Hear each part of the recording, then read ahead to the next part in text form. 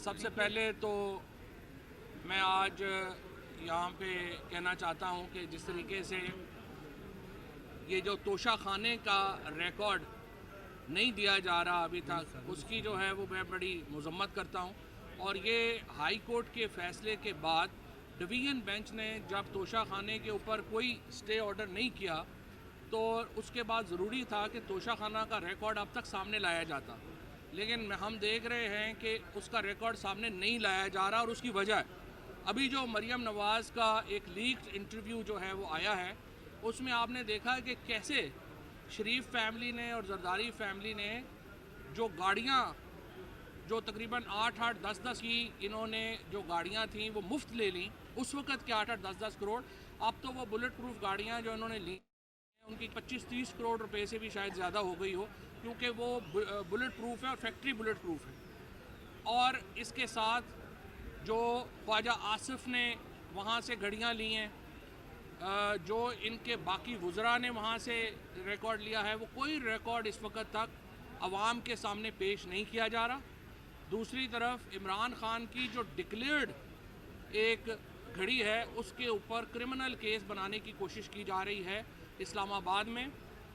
लेकिन असल बात यह है कि इलेक्शन कमीशन भी इसका नोटिस नहीं ले रहा। मैं इलेक्शन कमीशन से पूछना चाहता हूँ कि नून लीग और पीपल्स पार्टी के फंडिंग के मामलात किधर गए हैं? जो पीपल्स पार्टी ने अपनी फंडिंग में लिखा है कि हमारे पास कोई डॉक्यूमेंट ही नहीं है, क्या सिर्फ तहरीक इंसाफ की फंडिंग पर आप, पीपल्स पार्टी की फंडिंग के ऊपर आप क्यों नहीं चल रहे? जो 1 अरब रुपए के लगभग मुस्लिम लीग नून ने अपनी मीडिया कैंपेन पे खर्च किया, वो फंडिंग कहाँ से आई? कि वो फंडिंग उसामा बिन लादेन ने दी थी नवाज शरीफ ने। ये नवाज शरीफ और PMLN, they are seeking funding from international terrorist organisations.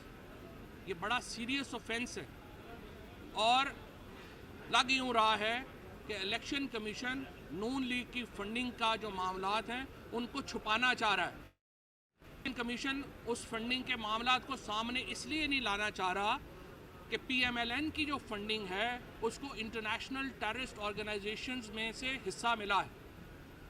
और ये मैं समझता हूँ कि बहुत ही एक ख़तरनाक बात है, और इलेक्शन कमीशन को पीपल्स पार्टी और नून लीग की फंडिंग के मामलात सामने रखने चाहिए।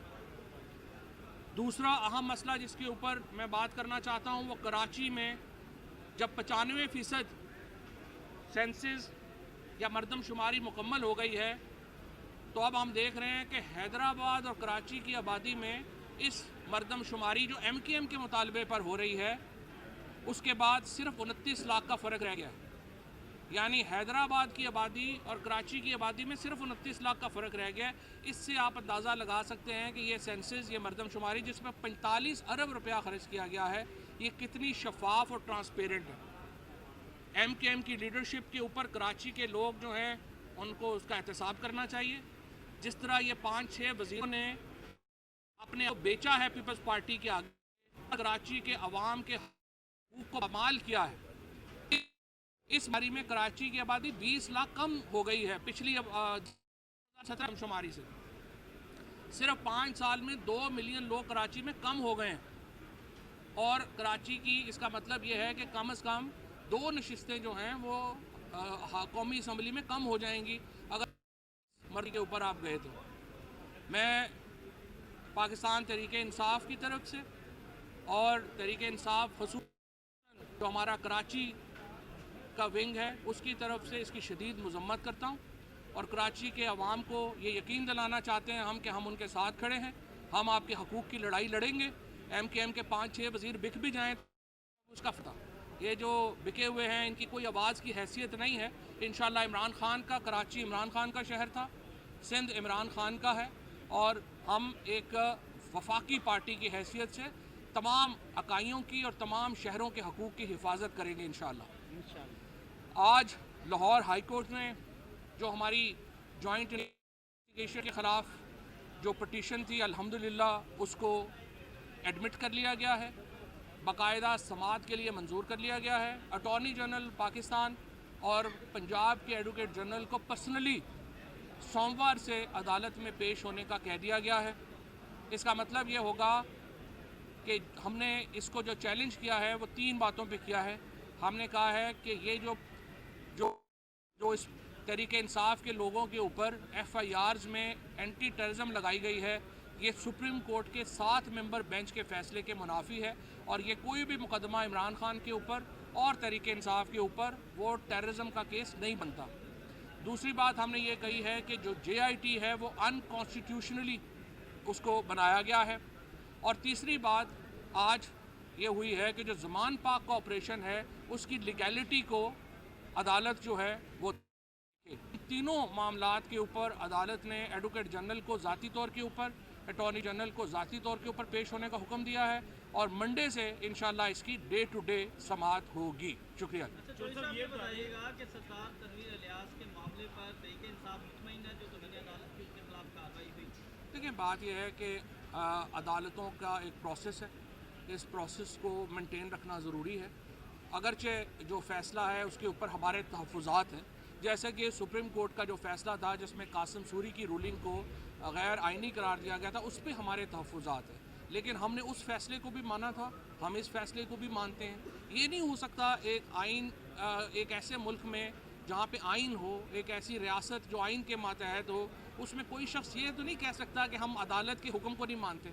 ज़ाहिर है आपने प्रोसेस शुरू करना है। हम कोई नून लीग तो नहीं है, हम पीपल्स पार्टी तो नहीं है जो कहें कि हम सुप्रीम कोर्ट को भी नहीं मानते, हम आइन को भी नहीं मानते और जो हमारा है वो हमारा है और जो साहब आपका है वो भी हमारा है। ये वाली पार्टियां जो है ना, ये इनका मसला है। हम तो ज़ाहिर है प्रोसेस उसको फॉलो करें। इंतखाबात ना कराने पर किसकी नाज़ी देख रहे हैं? देखिए जी, इंतखाबात ना कराने के ऊपर जो पिछला हुक्म है उसमें 3 चीज़ें हैं। पहला हुक्म यह है कि वफाकी हुकूमत फ़ंड जारी करे, जो वफाकी हुकूमत ने फ़ंड जारी नहीं किए। आर्टिकल 90 के तहत वफाकी हुकूमत का मतलब है वज़ीर आज़म और काबीना, लिहाजा इस हुक्म की जो हुक्म अदूली है उसके नतीजे में वज़ीर आज़म और काबीना नाअहल होगी, जो कि वफाकी काबीना। उसके बाद दूसरा हुक्म था IG पंजाब और चीफ सेक्रेटरी को कि आप इसका सिक्योरिटी प्लान दें। अब हमें नहीं पता उन्होंने सी प्लान दिया है या नहीं दिया। अगर चीफ सेक्रेटरी ने और IG ने सिक्योरिटी प्लान नहीं दिया तो उनके खिलाफ कार्रवाई होगी। तीसरा प्लान था कि सेक्रेटरी डिफेंस जो हैं वो अपनी सिक्योरिटी प्रोविजंस दें। अब अगर उन्होंने सेक्रेटरी डिफेंस ने नहीं दी तो फिर उनके खिलाफ कार्रवाई होगी। साहब ये बताइएगा कि जिस तरह वज़ीर आज़म आज़ाद कश्मीर को तौहीन अदालत से घर जाना पड़ा है, इसी तरह सुप्रीम कोर्ट की जो फैसला है अगर मौजूदा हुकूमत उस पर अमल दरामद नहीं करती तो क्या ये भी घर जा सकती है? देखिए, उसकी वजह यह है कि अगर दो ही सूरतें हैं, या तो इलेक्शन होंगे या वज़ीर आज़म और काबीना घर जाएगी, और अगर घर नहीं जाती तो फिर तीसरा सिर्फ यह है कि सुप्रीम कोर्ट बतौर इदारा ख़त्म हो जाएगा। Supreme court will cease to exist as an institution अगर अपने अहकामात पे अमल दरामद नहीं करा सकती। तो फिर तो देखें ना, अभी भी आप देखें क्या हालात हैं। हमारे कई लोग जो हैं वो इसलिए प्री रेस्ट बेल में नहीं गए कि हम बेल करा के निकलेंगे किसी और पर्चे में पकड़ लेंगे। ये जो नीचे जो हमारी मातहत अदालतें हैं उनमें पहले ये हो गया है कि लोगों का एतमाद ख़त्म हो गया है। लोग हसन न्याजी साहब हमारे, उसके बाद अली अमीन गंडापुर, इन लोगों ने ज़मानतें कराई, ज़मानत करा के बाहर निकले, दूसरे केस में आपने उनको पकड़ लिया। अदालतों के हुक्म के ऊपर, मातहत अदालतों के हुक्म के ऊपर तो अमल ही नहीं हो रहे। अब अगर सुप्रीम कोर्ट के हुक्म पर भी अमल ना हुआ तो इसका मतलब यह है कि judiciary as an institution will cease to exist. और उसके बाद तो वाहिद तरीका यह है कि लोग सड़कों पे निकलेंगे और अपने राइट्स रिक्लेम करें, क्योंकि उसके बाद तो वरना तो आइन तो ख़त्म हो गया।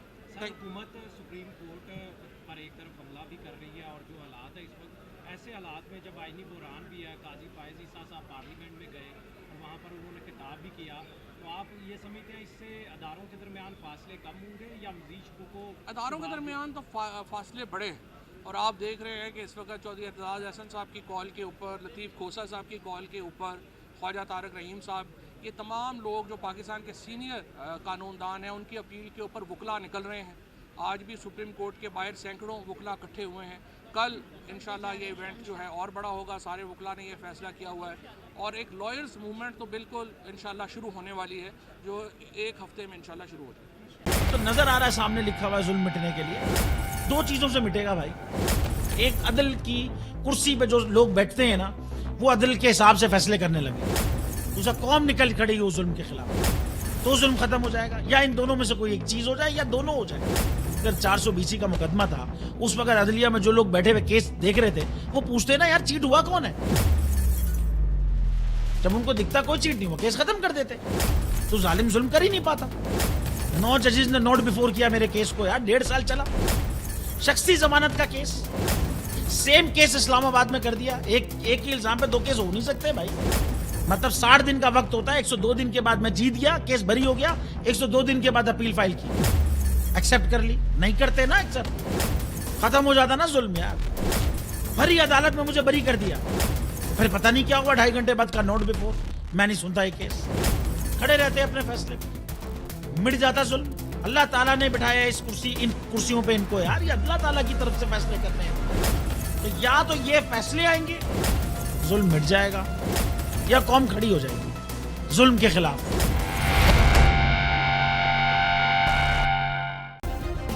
सब्सक्राइब करें और बेल दबाएं ताकि कोई खबर रह न जाए।